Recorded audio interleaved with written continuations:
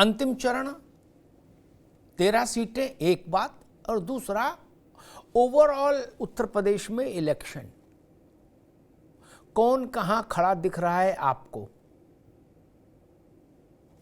नावेद शिको जी। जी जी, ये अंतिम चरण है, इसलिए ये बहुत महत्वपूर्ण है। दूसरी महत्वपूर्ण बात ये है कि इस चुनाव में प्रधानमंत्री प्रत्याशी हैं, वो चुनाव लड़ रहे हैं। प्रधानमंत्री की मार्जिन क्या होगी, क्या बढ़ेगी या घटेगी या उतनी रहेगी, ये महत्वपूर्ण बात होगी। इससे उनकी हैसियत, उनकी पॉलिटिकल रसूख पता चलेगा कि जितने अंतर से वो जीते थे उससे अधिक होता है या कम होता है या वहीं पर अटका हुआ है। ये बहुत महत्वपूर्ण बात है। ये इसलिए रोचक प्रधानमंत्री के वाराणसी सीट इसलिए नहीं होती है क्योंकि विपक्ष किसी राष्ट्रीय नेता को कभी इनके मुकाबले में नहीं खड़ा करता है। ये भी बड़ी दिलचस्प और बड़ी अजीबोगरीब बात है। एक राज्य के किसी नेता को खड़ा किया गया उनके सामने। बेहतर होता कि कांग्रेस का कोई राष्ट्रीय लेवल का प्रत्याशी होता, खैर वो अलग बात है। लेकिन इसका महत्व यह है कि सबसे बड़ी बात यह है कि कई विशेषज्ञ ये बात कह रहे हैं कि जाति की तरफ चुनाव चला गया है। अगर ये बात सच है तो ये शक्ति प्रदर्शन है। भारतीय जनता पार्टी भी जाति के सारी गोटे शुरू से बिछाए हैं, विपक्ष ने भी बिछा दिए। अब देखना यह है कि जाति किसके साथ में है।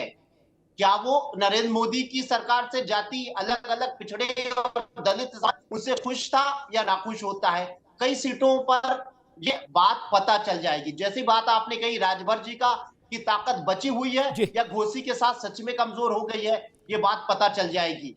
ये भी बात पता चल जाएगी कि बसपा वाकई में बिल्कुल खत्म हो गई है या उसका अपना कहीं ना कहीं उपस्थिति नजर आती है। अगर उपस्थिति नजर आती है तो वो क्या गठबंधन यानी इंडिया गठबंधन को नुकसान पहुंचाने जा रही है या भारतीय जनता पार्टी का दलित वोट खींचने जा रही है या अपना वोट वो भाजपा में ट्रांसफर करने जा रही है या बसपा का वोट कट के इंडिया गठबंधन में चला जाएगा। ये सारे टेस्ट हैं इस चुनाव के। और इस चुनाव के बाद में ये बात, जो बात मैं आपने कही कि ये बात चर्चा शुरू हो जाएगी कि आखिर कौन जीत रहा है, कौन हार रहा है। क्या सचमुच ये बात तो बिल्कुल तय है कि सबसे बड़ी पार्टी तो भारतीय जनता पार्टी होगी।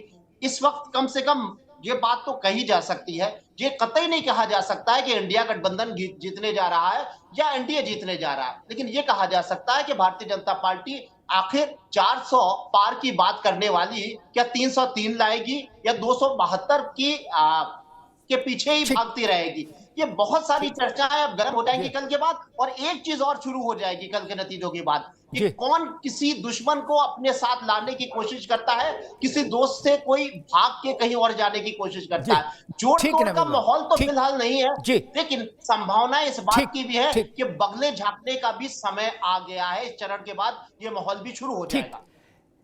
अशोक यादव जी के पास चलो कि दो बातें मुझे लगता है कहना जरूरी है। एक तो मुझे भारत की जनता के विवेक पर ये भरोसा है कि पिछले दो लोकसभा चुनावों से जैसे उसने स्पष्ट जनादेश दिया है, इस बार भी जनादेश स्पष्ट ही होगा।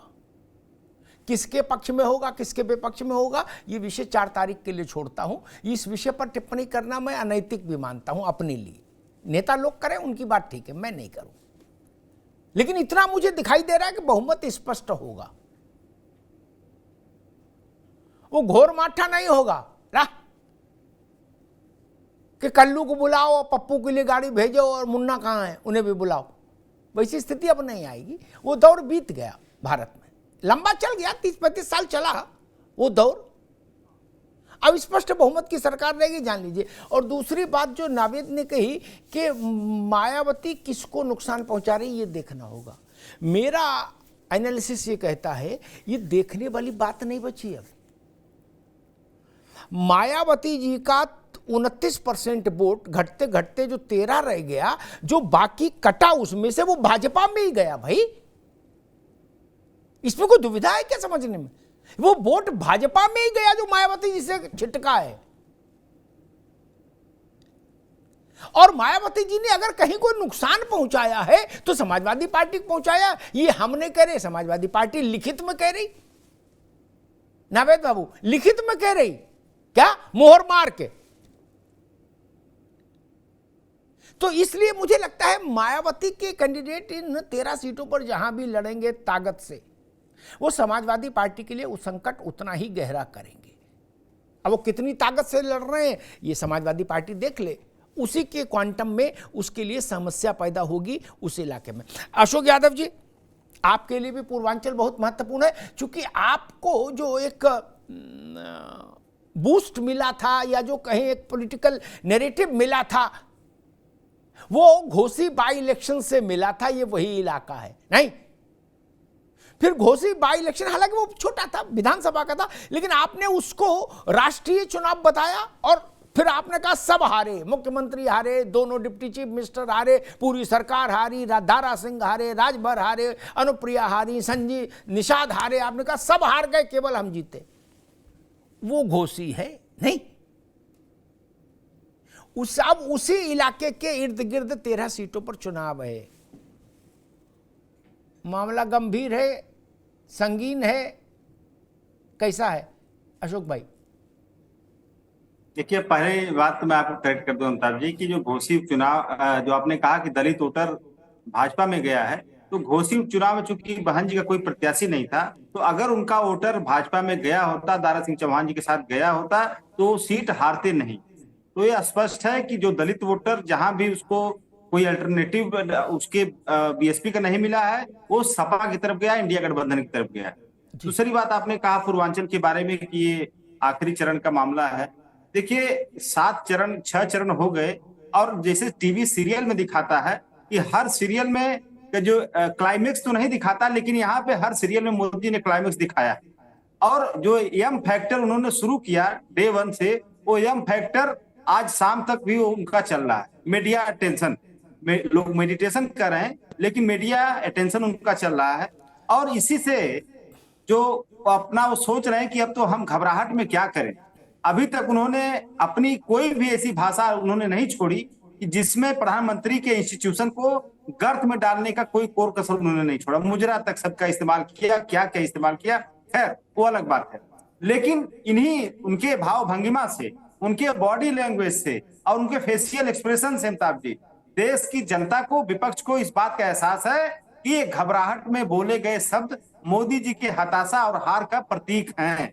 और इसी वजह से वो आखिरी जो उनका था, आखिरी जो तमाशेबाज राजा की कहानी का जो आखिरी पार्ट था, वो मेडिटेशन या मीडिया अटेंशन के रूप में आज शाम से शुरू होने वाला है।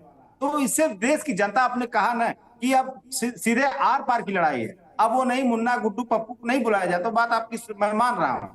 लेकिन आज देश की जनता ये चाह रही है कि 76 साल के मोदी जी, 74 साल के माननीय मोदी जी हैं, उनको परमानेंट अब मेडिटेशन की जरूरत है। परमानेंट उनको जो हम लोगों को जो गृहस्थ आश्रम में जो बताया जाता था, हम लोग टीवी सीरियल में देखते थे कि एक उम्र के चौथे पड़ाव पे व्यक्ति को इसी तरह से वान प्रस्थान का एक होता है। तो मोदी जी को जनता भी चाह रही कि वान प्रस्थान की तरफ अग्रसर हो, मार्गदर्शक मंडल में जाए और देश की सत्ता को इंडिया गठबंधन के हवाले करें। तो जो मोदी जी चाह रहे हैं वही देश की जनता भी चाह। ठीक है अशोक भाई, ठीक है। मैं प्रशांत पटेल जी के पास चलूं, लेकिन 2 टिप्पणियां। एक तो मोदी जी सत्ता आपके हवाले नहीं कर सकते। जनता आपको इस लायक मानेगी तो सत्ता मिलेगी, नहीं तो नहीं मिलेगी, नहीं तो फिर इंतजार करिए। 10 साल हुए, फिर 5 साल और इंतजार करना होगा। एक दूसरी बात मैं कहूंगा, आपको ध्यान से समस्या क्या है?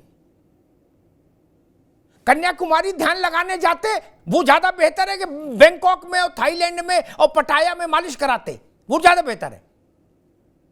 क्या समस्या क्या है भाई? ध्यान से समस्या है क्या? ये रेस्ट करने पटाया जाए आदमी, वही ठीक है? ये चाहते हो क्या कि जो वो बैंकॉक में मालिश कराए, मसाज, वही आदमी ठीक है? ध्यान करने में आपको क्या समस्या? आप भी करो, आप कीर्तन करो, भागवत करो, नृत्य करो, आपकी समझ में आए सो आप करो। क्या समस्या क्या? इसमें कोई रोक टोक है क्या? कानूनन कोई प्रतिबंध है क्या मित्र? मैं समझ ही नहीं पा रहा। मैं तो कह रहा हूं अखिलेश जी को भी करना चाहिए, बहन जी को भी बुलाओ, उनको भी करना चाहिए, सोनिया जी, खड़गे जी, सब लोग करो, खड़गे जी भी स्वस्थ रहे। क्या समस्या क्या है? जहां आपको मन करे वहां आप चले जाओ। आपके पास खुले पैसे नहीं है क्या? क्या आपको ऑटो करना है? गजब तमाशा है यार। आपको यूपी रोडवेज की बस से जाना है कहीं क्या? ये जनरल डिब्बे में। आप सब पान खाने जाते हो तो अपने जहाज से जाते हो, बोले पप्पू निकाल जहाज, पान खा के आते हैं। क्या समस्या है आपको? आप लोगों ने अपना नुकसान इसी चिंतन धारा के तहत किया। मित्र लिख लो मेरी बात अशोक बाबू, अब बहुत दिन देर तो बचा नहीं 4 तारीख में। आपको ध्यान से समस्या, कन्याकुमारी के मंदिर से समस्या, विवेकानंद के स्मारक से समस्या, किससे समस्या भाई? आप सफाई में ध्यान लगाओ यार, कोई रोक रहा है? आप सफाई में बैठ जाओ टेंट लगा के, कि तो हम भी ध्यान करेंगे, टीवी वाले वहां भी जाएंगे, आपको भी दिखाएंगे। ये तरीका ठीक नहीं। भारत में आदमी ध्यान करे तो अच्छा ही आज के दौर में भैया, वरना लोग तो कहां चले जाते हैं, वो कौन, थाईलैंड, वहां नाना प्रकार की नाना विधियों की मसाज कराते। तो उससे तो अच्छा है कि भारतीय संस्कृति जीवित है, नई पीढ़ी के लोग भी जान रहे हैं कि ध्यान ठीक है, क्या समस्या। खैर प्रशांत पटेल जी, आखिरी चरण, आखिरी रण, इसी में आपके जो ओबीसी चेहरे हैं पार्टनर, तीन पार्टनर हैं इस जमीन पर और तीनों ओबीसी चेहरे हैं, अनुप्रिया राजभर और संजय निषाद, वो उनका भी इम्तिहान हो जाएगा। एक बात जो नावेद जी ने कही वो भी है कि प्रधानमंत्री की विजय का अंतर कितना रहता है, वो भी एक मसला है।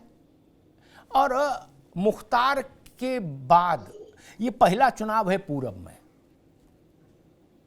पूरब में जहां चुनाव हो रहा वहां मुख्तार भी एक फैक्टर था, ये बात माननी होगी। कम से कम 3 दशकों से एक फैक्टर था। और जो लोग नहीं मानते, मैं मानता हूं उनको जमीन की समझ अभी कम है। 14 में अगर मैं सही स्मरण कर रहा हूं, नरेंद्र मोदी के खिलाफ मुख्तार लड़ा था चुनाव, वोट आए थे उसको अच्छे, आतंक से आए लेकिन आए। मुख्तार की अनुपस्थिति में चुनाव हो रहा है पहला। क्या लग रहा है, क्या स्थिति है, आपकी पार्टी की संभावनाएं कितनी हैं?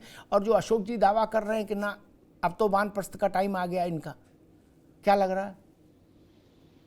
जी अल्ताफ जी नमस्कार। जी नमस्कार। विपक्ष से यही कहना चाहेंगे कि जो जिस बात पर आज वो स्टैंड कर रहे हैं, 4 तारीख को अगर हम बैठे हैं डिबेट में, उसके 4 दिन में बैठे हैं, तो फिर उसी बात पे स्टैंड करेंगे। भाई उनका अगर कॉन्फिडेंस है कि उनका अलायंस जीत रहा है तो उसको करें। कि ये ना कहें कि जब रिजल्ट आ गया तो हायर ईवीएम हाइड कर लिया या इलेक्शन कमीशन ने कर लिया। अगर उनको कॉन्फिडेंस है तो बहुत अच्छी बात है। भाई आपको जब तक मोदी जी स्पीच दे रहे थे, बोल रहे थे, कह रहे थे क्यों बोल रहे हैं। अब जब वो 48 घंटे के लिए अगर ध्यान पे चले गए तो कह रहे हैं ध्यान क्यों चले गए। तो अगर आपको कॉन्फिडेंस है, आप सरकार बना रहे हैं, आपने तो कहा कि हम 5 स्टैंड के बाद ही हमारी 272 प्लस हमारा मेजोरिटी आ गई है, तो इसमें तो कोई आवश्यकता है नहीं मोदी जी अगर ध्यान जा भी जाए, या अगर उनके ध्यान में जाने से, मीडिया में प्रसारण होने से अगर वोट प्रभावित होता है तो आपको क्या लेने देना। आपको तो कहना है कि हमारे 5 चरण के बाद ही हमारी 272 सीटें आ गई थी, तो अब जितनी भी आएंगी तो आपके प्लस होंगी, तो आपको इससे चिंतित होने वाली बात नहीं है। और दूसरी बात, भाई जिन लोगों को ध्यान पे सवाल है, कम से मोदी जी कहीं पर भी जाते हैं तो कम से कम देश के नागरिकों को पता होता है कि मोदी जी कहाँ गए हैं, कोई इनका सीक्रेट नहीं रहता। विदेश दौरे यहाँ पे ध्यान में भी जा रहे हैं, मीडिया की नजर में भी रहते हैं। हमारे कुछ ऐसे नेता, राष्ट्रीय पार्टी के अध्यक्ष हैं कि 2-2, 4-4 दिन गायब हो जाते हैं। उनके स्पीची को नहीं पता होता, उनके चुनाव के नेताओं को नहीं पता होता, टीवी पे बैठे प्रवक्ताओं को नहीं पता होता कि पटाया गए हैं, कि थाईलैंड गए, कि इटली में नानी क्या गए। ये देखिए देश का दुर्भाग्य है। अखिलेश जी लंदन जाते तो छुप के जाते हैं, बोलते हैं कि हम बेटी से मिलने जा रहे हैं, हालांकि उनका वहां पे घर है। भाई अगर आप जाते हैं तो उसको कोई छिपाने वाली बात है, बताइए। हम तो हमारे तो मोदी जी बता रहे हैं, कैमरे सामने आ रहे हैं, ठीक है। देश के प्रधानमंत्री आज सारे यूट्यूब चैनल की, मीडिया चैनल की टीआरपी मोदी जी के बाद के नाम से आती है। आप चाहे मोदी जी का विरोध करिए, चाहे पक्ष लीजिए, आज राजनीति देश की राजनीति के केंद्र बिंदु है मोदी जी है, उसमें क्यों आप विचार रहे हैं। और दूसरी बात मुजरा की, अखिलेश जी तो अभी अपने स्टेजेस पे हम लोग देख रहे थे, छोटे छोटे समाजवादी पार्टी कार्यकर्ता उनका ड्राफ्ट करवाते हैं। एक शंकर जी के सामने भी मैंने देख रहा था, रैली में ड्राफ्ट करवा रहे थे। और तेजस्वी यादव की रैली में महिलाओं का डांस हो रहा था। तो अगर उस चीज को हम बोल दे रहे हैं, और मुलायम सिंह यादव जी जो लौंडा डांस के शौकीन थे, उनके भी कई सारे फोटो का वीडियो छोटे जो लड़कों का डांस होता है वो करवाते थे। तो हम अगर मुजरा शब्द उससे कहते क्या कोई आपत्तिजनक है क्या? देश में दूसरा होता है, महिलाओं का डांस होता है, महिलाओं का डांस होता है, तो कोई असंवैधानिक है। आप लोग तो अपने स्टेज पे करवाते हो कैमरा के सामने और मीडिया के सामने, तो उसमें आपत्ति नहीं होनी चाहिए।